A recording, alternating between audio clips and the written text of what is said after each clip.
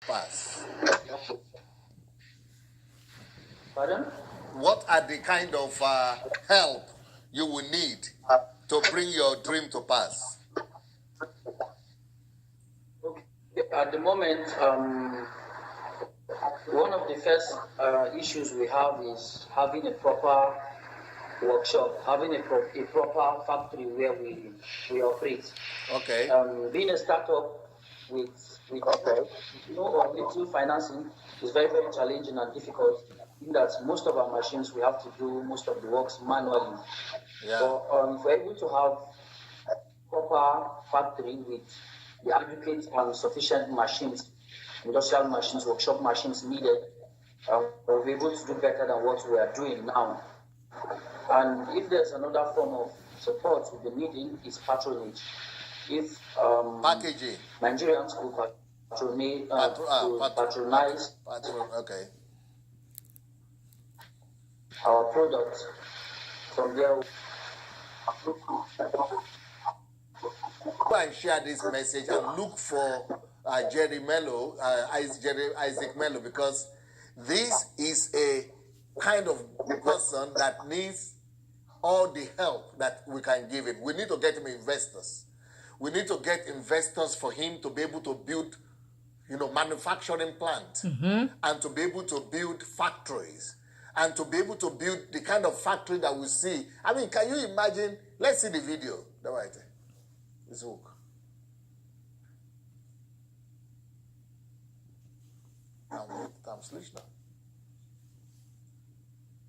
So we are going to show you the video right now from him. Video, yes, but a normal idea. So, right.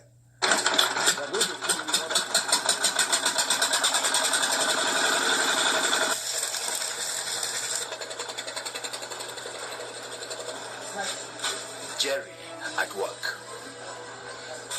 In this workshop, the watchword is teamwork. The passion I had since from childhood kept pushing me, and it has been my drive. What appealed to us in Jerry is that as small as this boy is, will have that potentiality.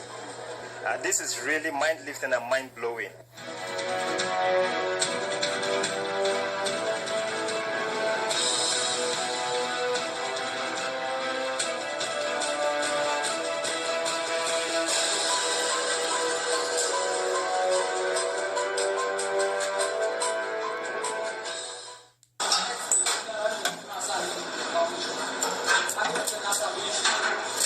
It's a journey towards a vision, a goal, and this team could stop at nothing to get there.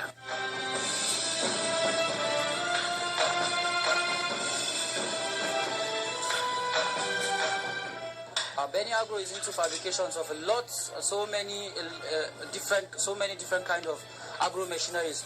We're into fabrications of Irish potato peeling machines, cassava peeling machines, slicing machines, dryers, rice processing machines, rice transplanters, rice harvesting machines, and so many other machines.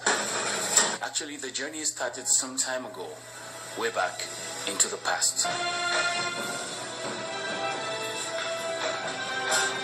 The tenacity, the vision, action, and determination has been powered by a dream, an almost incredible dream, one that needs an ear and understanding and indeed support.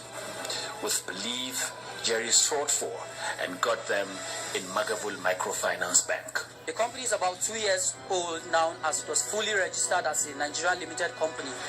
And I started with self-fundings from little self-saved monies, and then with time I grew into taking soft loans and taking long-time loans from microfinance banks that accepted me as their own. Magavul Microfinance Bank is a top-notch grassroots financial institution with over a decade of experience at supporting youths, women and men who operate medium and small-scale enterprises like Jerry's.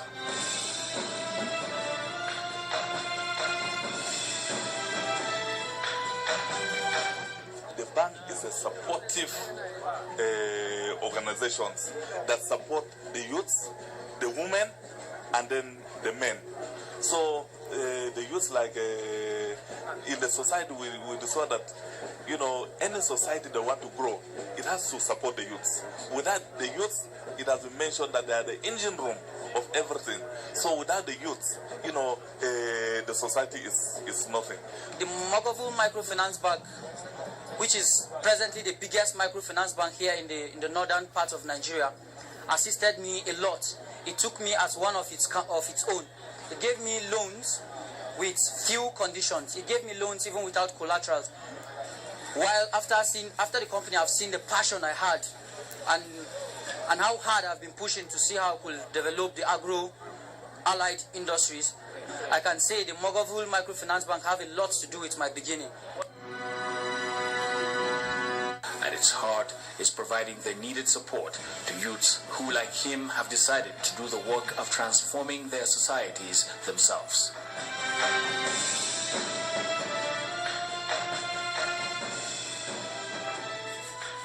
Our facilities, they have we have the pricing for every kind of loan facility. But because we want to develop Jerry, when we were packaging the facility for him for this tractor, the pricing, our interest rate for this, we reduced it. Why? Because we want to grow somebody from our community. Every wall, everything you see standardized in the world today started from a particular level. And we want Jerry to grow even from that small level. He told him every journey begins with a step that adds up to a mileage. His journey is no exception.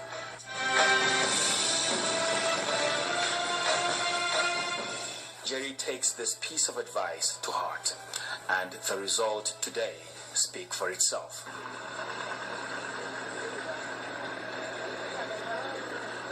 Well, very true, very true. A lot of people, because of the products we do, they feel, and most of the times they assume that we're already successful, we've made it actually.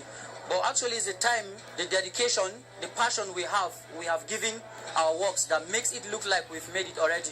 Because we make all our machines manually, and when it comes out so clean, people think we had sophisticated machines that helped us in doing the works. Everybody is so fascinated about seeing this, trying to be part of it.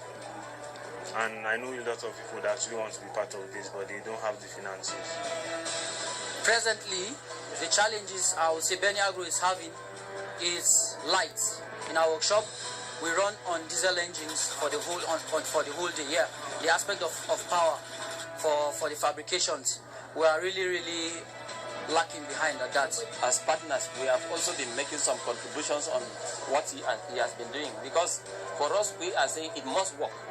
It must work in our community. For the machine, there were... Can you guys imagine this young man is only 22 years old in Nigeria? And look at the factory that he's opening up. Look all the products and things he is producing at the age of 22. And one of his biggest obstacles is because there's no 24-hour electricity in that part of Nigeria where he lives. So he has to run his factory on diesel or generator. Imagine also how expensive that is. Meanwhile, that same country in Nigeria, you have the richest pastor in the world. Several of them. But Oyedepo, I will mention him because several times he has boasted in the platform in churches in America and in his own shrine in Nigeria he called church, that he's worth more than 150 million US dollars. Isn't it embarrassing and shameful that a man or a so-called man of God can mount the pulpit and boast how much he's worth? Here is a 22-year-old young man using his innovative and creative God-given skills to open factories and to hire employees. A 22-year-old man, young man. Don't you think Oyedepo, instead of boasting about $150 million that he's worth, that he stole from the people in the name of tithes and offerings and shield sacrifice and day sacrifice and first fruit and second fruits and last fruit, the $150 million that he has stolen from the people in the name of offerings, don't you think if he truly was a man of God and had a heart for God and for the people of God, don't you think he should be investing that $150 million in people like this? Here's the young man pleading to companies, to the government, to international companies. If that young man was in America, you know how many investors will be lining up to invest in his business, in his company, in his ideas? If that young man was in America, investors and banks will be in the lining up. They will be begging to be part of, to invest, because they see the future in his ideas, to open up a manufacturing plant, something that is not even heard of in Africa. At least not by Africans. Maybe Westerners, when they go there, the Westerners have the resources. They can go to Africa and open up manufacturing plants. But a manufacturing plant opened by a young man, 22 years old, in Africa, from the ground up, has never been heard of. But yet somebody can stand on the pulpit and say he's worth 150 million US dollar. But what has he added to the benefit of Africa? What he should be boasting in is, I took my $150 million that I stole from you guys in the name of tithes and offerings, and I open up, I build free schools, free hospitals, free clinics. I open up factories and I employ people. I invest in business idea from young people like this. No, he can't boast in that. He boasts in the fact that he's worth he's worth more than 150 million US dollars. That is all he has to boast about. That is his bragging rights. Or we're about to buy our second private jet. What is that to boasting? When there's somebody like this in your country that needs that money to invest and to grow his ideas, you're not interested in investing in him. You're interested in robbing the people in the name of tithes and offering, and then come to the pulpit and then rub it back in their face and say, yes, I'm worth 150 million US dollar because I stole it from you in the name of tithes and offering. You're dumb enough to come and defend his name and his honor, his character. What a shame. What a shame on Africa. I'm embarrassed. Speaking as an African, but I'm also very happy to see this kind of message. Here is the new face and the new breed of Africa. Since the politicians have failed us, and the pastors have failed us, and the colonial slave masters has failed us, we have to do this on our own. From grassroots level, from the ground up, we have to become innovative and creative from our own, pull ourselves up from our own bootstraps, and show the world that Africa can and will be great again. Watch us. Here we come, world. We're going to shake you. Have to pull everything out to fix it again. We said, no, there has to be an opening. If you check on top of the machine, you see there's an opening. That was a contribution from the financiers. At this point, I'll be appealing to interested individuals that would love to see the growth of what we do. I'm also appealing to the government. If they could help and assist us in any way, I will appeal to international countries too that have the interest of investing into Nigeria or into the agro-allied industries. So we will see how we could build this and move it to the next level. What about the speed? Can you speed now? Since the two met, it has been the journey of the fine wine, better with each passing day.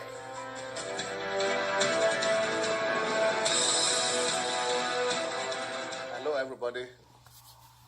We are back again. And I don't know why the line with Nigeria is not so great, but I really want us to be able to see the great work that Jerry is done and is doing. Jerry Isaac Malo. You remember that name. These are the people who are going to build the industry of not just Nigeria but Africa. I like what he said. He said his vision is that all these machineries that is producing, that Nigeria will become the exporter of these things, and that Asia, Europe, America will now be buying from Nigeria. Beautiful stuff. Beautiful idea. Now, Jerry, when did you start? How did you start this whole process? I started since my childhood age. After school hours, I go to the roadside mechanics, the local fabricators, and then. I apologize, you guys. The internet and the connection, because this was a live broadcast, and he's doing an interview through, I think, Skype or Facebook Messenger with the video. So of course the young man is in Nigeria, and DSA Sunday Adelaja is in Ukraine, so they're connecting. But always You doing interview internet on the internet in Nigeria. The connection is always bad like this. It's a shame. It's a disgrace. But yet you got pastors in Africa, in Nigeria, bragging about they're about to buy their second private jets. Want something as basic and as simple as communication, we don't have it. Roads, plumbing, electricity, we don't have it. They have it in the little neighborhood they live in. They have it. The roads are paved in a little compound. That's fine. I mean, they mean those rich pastors who have stolen from the poor. The rest of the masses don't have it, and the pastors don't care. All the pastor care is our churches are getting larger, our bank account are getting larger, and also we are buying 2 or 3 private jets every few years. So let them keep talking, as if how many private jets you have is a sign of wealth, or is it a sign of success in ministry. You can see the arrogance and the boastfulness and the disconnect with humanity, even the disconnect with the so-called God he's serving. Oyedepo and his kind, they are completely disconnected from God and from the people of God. That a man of God can stand on the pulpit and boast that he's buying his 2nd or 3rd private jets. Let them keep talking. That when he started the ministry, there was only 20 cars in the parking lot. Now there's over 50,000 cars in his parking lot, the church parking lot. So that means what? That it means they're successful.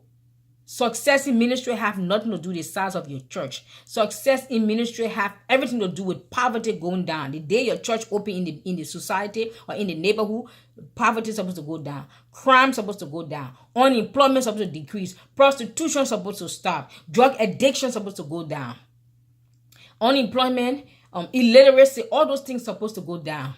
Instead, it is increasing, but your wealth, your popularity, your fame and fortune is increasing. Don't you think something is wrong? Thank God for raising up people like this young man and the likes.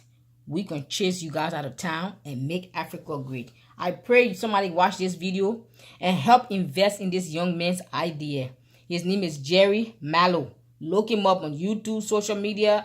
Get in contact with him. If you know any foreign investor that can invest in him, get in contact with him and help him out. Because the pastors and the governors and the politicians in Africa don't have interest in investing in the future of Africa. They only have interest in robbing Africa blind in the name of religion. Well, the time is up. Bless you.